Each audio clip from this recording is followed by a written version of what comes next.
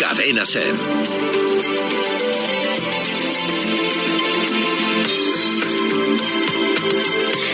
12:30, entramos ya en materia y lo dicho, buscamos ese protagonista singular en el día de hoy porque quizás no sigue esa misma dirección que seguimos el resto de la ciudadanía, que cumplimos con todas esas medidas que se nos exige: mascarilla obligatoria, gel hidroalcohólico continuamente, distancia social, hasta con las personas más queridas. Y no quiere decir que hablemos con un negacionista en absoluto. Iker Ibáñez, Eguerdión, buenos días. Eguerdión, otra vez. Bueno, ya lo decías tú, al inicio del programa, ponías en contexto, pero voy a tomarte esas mismas palabras. El domingo a mediodía un grupo de personas se concentraba en la Plaza del Ensanche aquí en Irún, una concentración para mostrar el descontento con algunas de las decisiones adoptadas en este marco de pandemia que estamos viviendo por parte de las instituciones.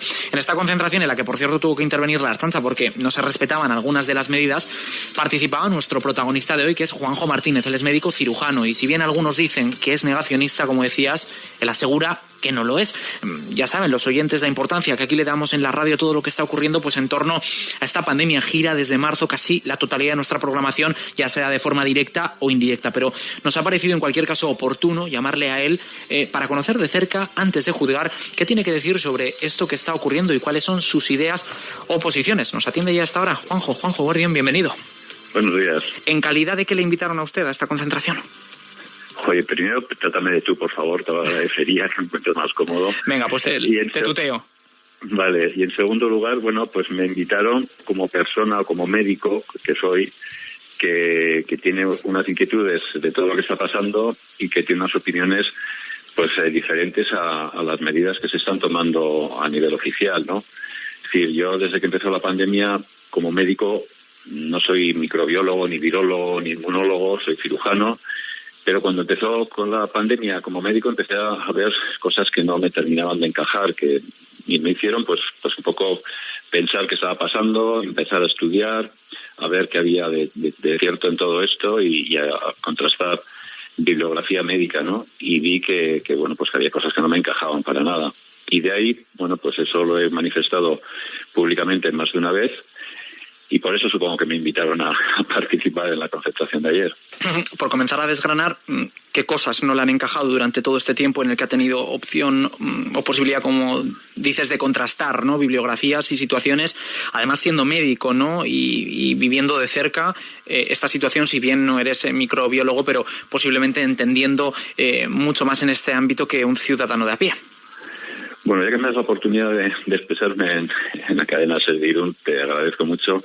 Lo primero que dije ayer y lo que quiero decir también es que yo no soy negacionista de nada. Me han tachado de negacionista, sé que por el pueblo han corrido WhatsApps con esa información. Incluso me ponían de jefe de negacionistas, que no soy jefe absolutamente de nada. Pero lo que quiero decir es eso, que no soy negacionista, que yo no niego que exista el virus, no niego que exista la enfermedad, y esto, vamos, lo matizo mucho. No puedo negar que exista la enfermedad, porque trabajo en un hospital y veo que la enfermedad y veo que ya más, pero veo que es una enfermedad especial, diferente, que se empezó a tratar sin investigar, que no se hacían estudios de la enfermedad, se prohibió hacer autopsias cuando hay una enfermedad nueva. Tienes que investigar cuál es la causa de por qué empieza a ocurrir, ¿no? Y cuáles los efectos que produce en el cuerpo, y eso te lo da la autopsia, ¿no? Y menos mal que unos anatomopatólogos italianos se saltaron a la torera la normativa de la OMS y del gobierno italiano y hicieron autopsias y vieron que lo que se estaba haciendo no era adecuado. Y vieron que esto no era una infección del pulmón, que era un proceso inflamatorio, una tormenta de citoquinas, una coagulación intravascular diseminada, y de ahí pues empezaron a cambiar algunas pautas de actuación. Entonces, esto ya me hizo pensar, ¿no? Y después de esto pues han venido otras muchas cosas, ¿no? Por ejemplo, la imposición de las mascarillas en todo lugar y a todas horas. Y a mí he investigado muchísimo porque además he trabajado en un dossier sobre este tema y no hay evidencia científica de calidad a fecha de hoy que vale que la mascarilla es útil en todos los lugares. La OMS, en su trabajo de junio, creo que recordar que es el 5 de junio, dice claramente que no hay evidencia científica de calidad y no recomienda el uso de mascarillas salvo para la gente que está enferma enferma y los cuidadores o familiares de ellos. Y dice que si alguna institución quiere poner la mascarilla, tiene que hacer una serie de cosas, que es como informar por qué se pone, para qué se pone, informar del uso, de las medidas que hay que tener cuando se pone una mascarilla, de los efectos secundarios que tiene la mascarilla, que de esto no se dice absolutamente nada, y los tiene, y muchos, y además que hay que hacer trabajos de investigación sobre esto. Y aquí no se hace, fíjate que llevamos desde el mes de julio ya con la mascarilla en la calle, incluso con los niños, con el deporte, y no se ha informado de nada ni se hace ningún estudio, y se podría hacer ahí una muestra muy grande. Entonces, como te decía, no hay evidencia científica de calidad. Incluso hay un trabajo publicado recientemente, a finales de noviembre, de un grupo danés que pone la mascarilla a 3.000 personas y hace un seguimiento a 6.000. 3.000 con mascarilla y 3.000 sin mascarilla. Y la conclusión es que la mascarilla, la diferencia entre la gente que cogía COVID con mascarilla y sin mascarilla es del 0,3%, a favor de los que llevaban la mascarilla. Es decir, de los que llevaban mascarilla un 0,3% menos.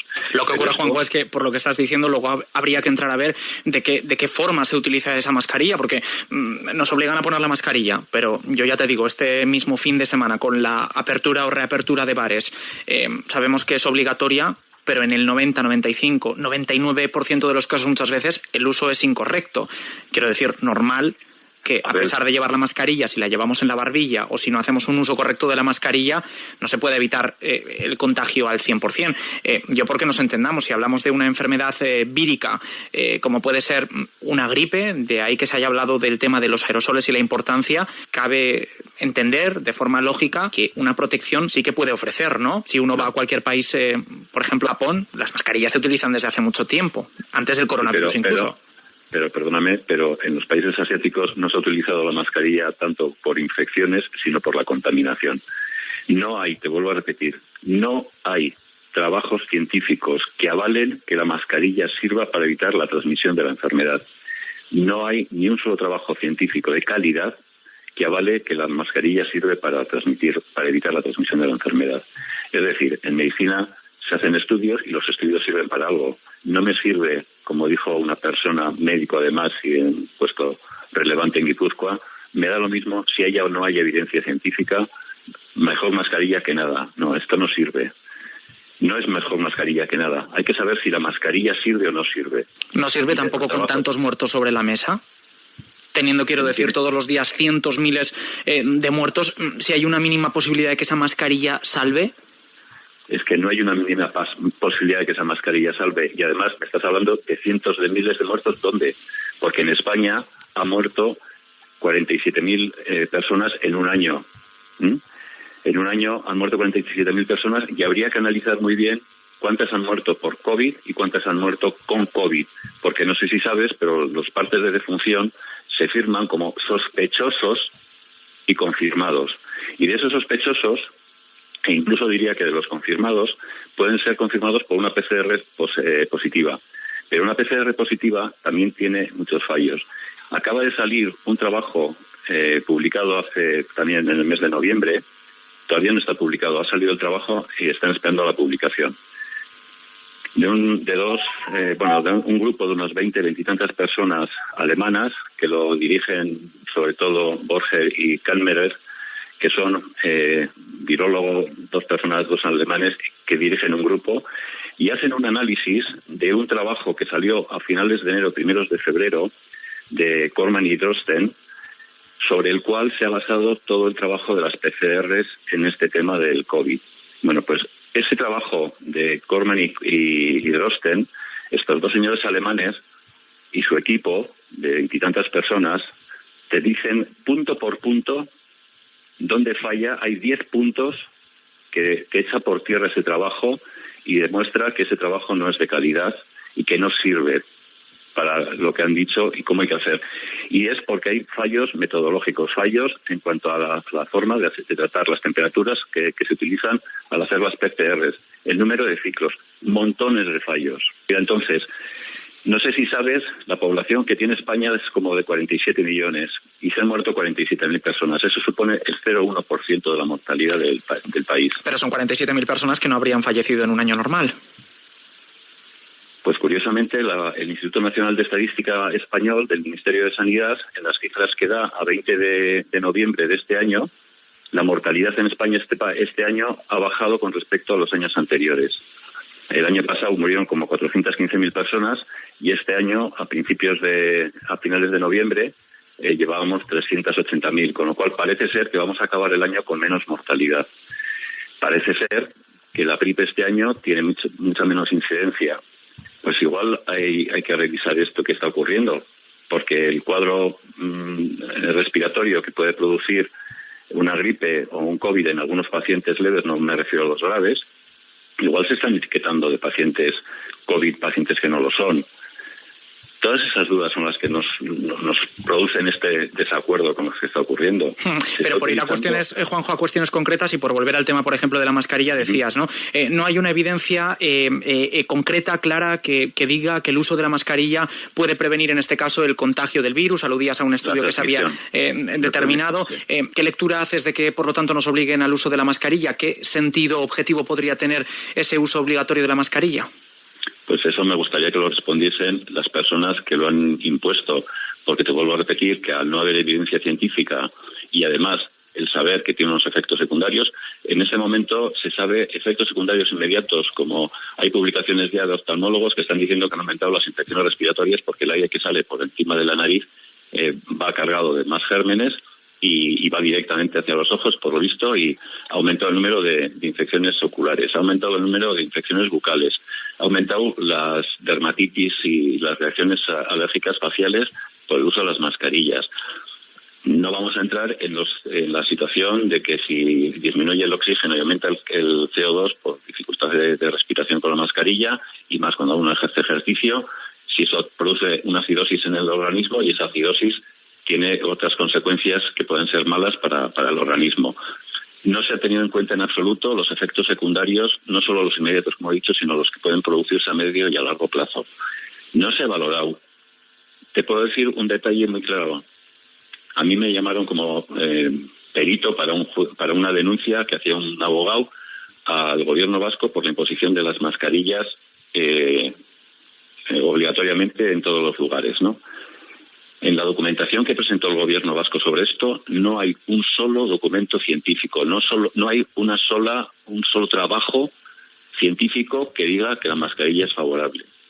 Los hay. Juanjo, como médico, ¿cómo abordarías una situación como esta? ¿Qué medidas adoptarías, teniendo en cuenta, como dices, no hay estudios, no se ha investigado lo suficiente, posiblemente por la reciente aparición, ¿no?, de un virus que era desconocido hasta ahora? ¿Cómo se ataja entonces un problema así? Porque la ciencia es prueba-error.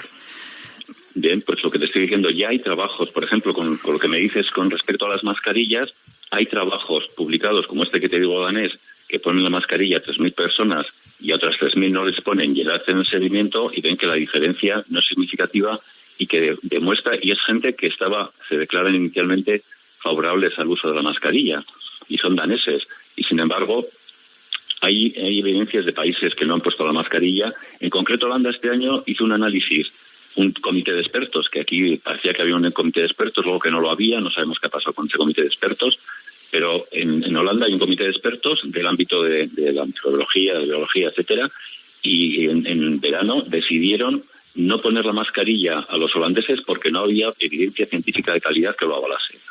¿Cómo lo resolvemos? Ya hay trabajos como este que he comentado y hay algún otro trabajo, por ejemplo, hay uno de Hannigan y Johnson de Oxford, que se publicó en finales de junio o julio, también valorando el COVID, que también dice que no sirve la mascarilla para disminuir la transmisión de la enfermedad.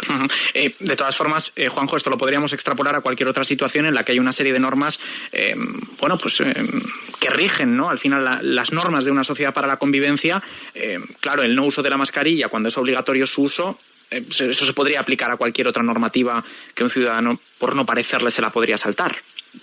Sí, hay una frase de Gandhi que dice que cuando una norma es injusta, lo más justo es saltársela.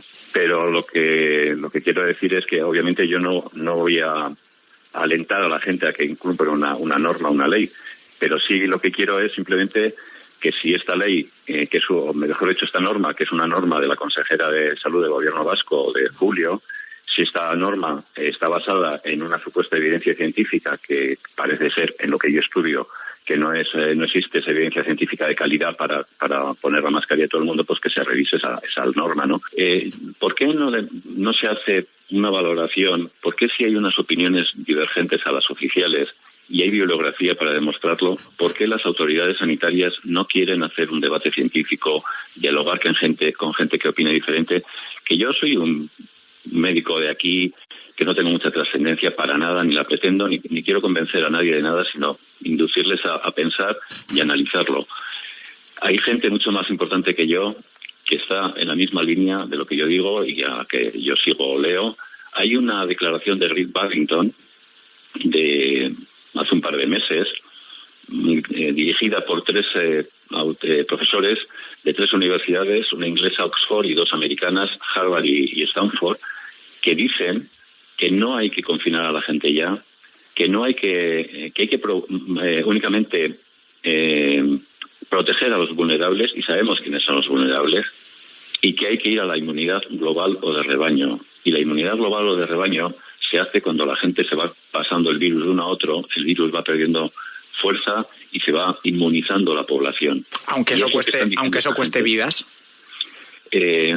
Me alegro que me hagas esta pregunta, porque habría que analizar esa mortalidad, como he dicho, de dónde viene y cómo se produce.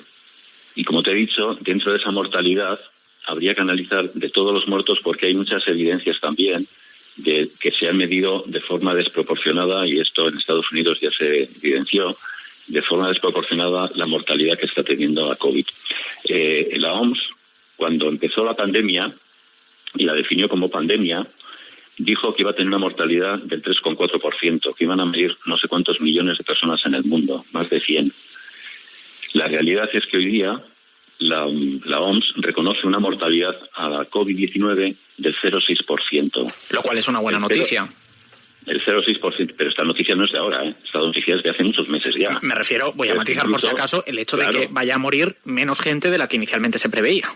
Sin duda, que es una muy buena noticia. Pero es que esa primera previsión que se hizo a través de un estudio que realizó un médico inglés, creo recordar que era Ferguson, y que no ha dado una. Hizo unas previsiones que no se han cumplido absolutamente para nada, y la OMS las tomó como propias y las divulgó o las encargó, pero no se ha cumplido absolutamente nada. Y nos olvidamos que los hospitales se colapsan también en invierno. Yo no he visto nunca una retransmisión de una epidemia como la que ha ocurrido en esta ocasión. Y hemos tenido colapso de hospitales muchísimas veces. Y hemos tenido años en los que, yo tengo cantidad de recortes de prensa, en los que viene los hospitales colapsados por la epidemia de gripe. La siguiente noticia que se daba era al mes o a los 20 días los hospitales eran colapsados. Y al mes y medio, 2 meses, ya la epidemia de gripe ha pasado y ya los hospitales no están colapsados. Y yo he visto enfermos en los pasillos cantidad de veces con epidemias de gripe importantes. Y la gripe tiene una mortalidad anual, con vacuna y todo, de 750.000 personas al año. 750.000 personas al año de media quiere decir que habrá años que mueran 1.000, 1.100 personas y otros que mueran 500.000 o 400.000. Si estamos hablando de que en el mundo ha habido más o menos en un año 1.400.000 personas muertas por COVID, y de esos habría que valorar realmente cuántos han muerto por COVID y cuántos con COVID, o cuántos sospechosos y cuántos confirmados, y analizar realmente qué mortalidad ha tenido realmente la COVID-19, igual no estamos tan lejos de una mortalidad parecida a la de la gripe. Lo que pasa que en este caso a los fallecidos que ya ocurrían por gripe o por otras enfermedades que sin duda ocurren, sin duda fallecen, y hoy habría que a lo mejor apostar porque la ciencia también trabajara con tesón para tratar de buscar remedios y curas para estas otras enfermedades. En este caso sumamos un añadido más que hasta ahora no estaba y que está provocando, como te decía, muchísimas muertes que, en fin, no creo que sean asumibles. En cualquier caso, decías que la situación nos tendría que llevar a esa inmunidad de rebaño, ¿no?, de la que se habla. En este sentido, y por ir terminando, le quería preguntar qué le parecen las vacunas de Moderna, de Pfizer, la Sputnik en Rusia, por ejemplo, si pueden ser una solución hacia eso que planteaba. Pues en mi opinión no, y me explico por qué. No hay publicaciones de las vacunas de Pfizer o Moderna, publicaciones de los estudios que se han realizado en fase 2 algunos, en fase 3 prácticamente ninguno de estas vacunas. son vacunas que son total y absolutamente nuevas. Son vacunas que son de material genómico. Nunca se ha hecho una vacuna de este tipo, jamás. De hecho, no se deberían de llamar ni vacunas, porque el Ministerio de Sanidad español define la vacuna como gérmenes atenuados, y esto no son gérmenes atenuados, es otro tipo de medicamento que que induce a producir una serie de reacciones en la célula para protegernos de esto. No hay trabajos publicados.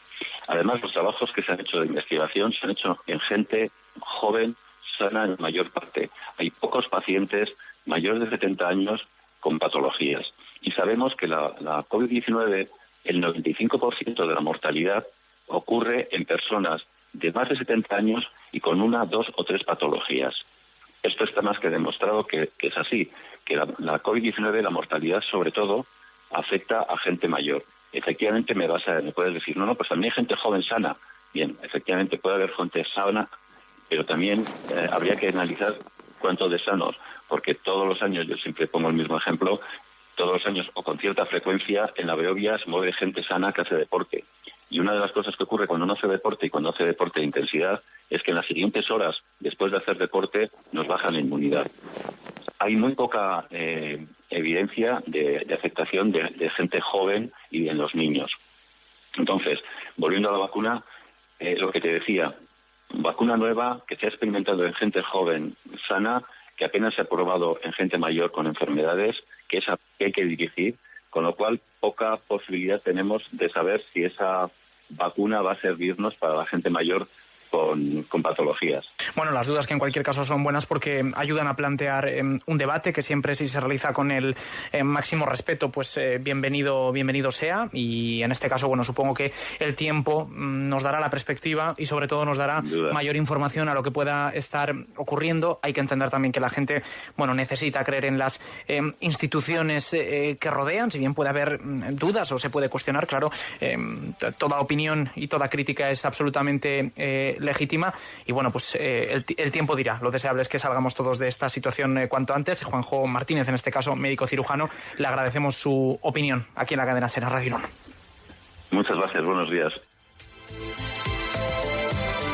Bueno, pues ahí estaba esa opinión que también hemos querido recoger aquí, porque como decimos, venimos escuchando pues un discurso marcado por esas instituciones, con esas medidas a las que todos lógicamente nos tenemos que someter, pero hay gente que no piensa lo mismo y también tiene derecho a expresar esa opinión aquí en la antena de Radio Irún. Eso nos parecía, al menos Marielu, y yo me gustaría robarte un par de minutos más, porque al anuncio de esta entrevista desde esta mañana en Hoy por Hoy anunciaba que íbamos a estar con Juanjo y en el programa, y hemos recibido, bueno, pues varios emails o comunicaciones aquí con la radio de gente que, bueno, se alarmaba un poco, ¿no?, por dar voz a este tipo de versiones o de opiniones respecto a lo que está ocurriendo. En algunos casos nos tachaban incluso de amarillistas. Yo, bueno, quiero subrayar al final la labor también que hacemos los medios de comunicación, que estamos la libertad de expresión también cuenta, ¿no? Claro, y llevamos desde marzo, además, tratando, bueno, de la mejor forma que sabemos y podemos, los datos, la situación en los hospitales. Hemos tratado todas las patas habidas y por haber desde que estamos, con esta pandemia, desde el mes de marzo, y es la primera vez que abrimos la antena a poder hablar con alguien. Oye, nos encontramos con una concentración el domingo, con un grupo de personas que trataban de exponer en la calle otra opinión, y en fin, la audiencia es soberana y madura como para luego sacar sus conclusiones. Sacar sus conclusiones, efectivamente. Muy bien, pues gracias a ti, Iker, por esta entrevista. Gracias también al doctor Juanjo Jiménez por habernos atendido. Muchísimas gracias. Juanjo Martínez, perdón. Venga, es que ricasco. Pues así lo cerramos esta primera